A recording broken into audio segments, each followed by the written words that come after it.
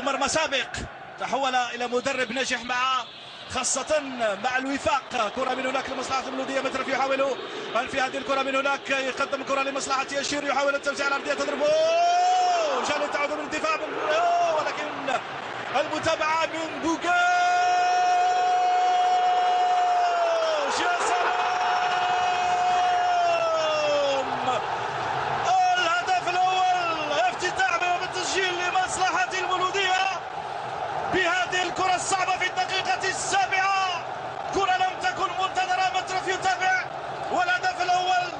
تهتز المدرجات، الفرحة الكبيرة لأنصار المولودية بكرة مخادعة وخطأ كبير في الدفاع. افتتاح باب التسجيل والبداية الموفقة لمولودية الجزائر بالهدف الأول. ولكن جمال الشيء اللي لاحظناه ان الكره يعني مجنونه، وكان كانت تلعب ما بين الحارس والمدافع، والكره دارت دائره يعني غريبه جدا بعد ما ضربها بوغاش، وغلطت الحارس لان بعد ما طاحت يعني على الارض رجعت امام المرمى.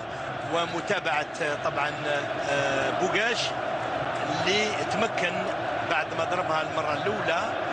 اخذت يعني دوره غير الحارس تماما، غلطت الحارس عبد الرحمن اراد ان ينقذ الموقف ولكن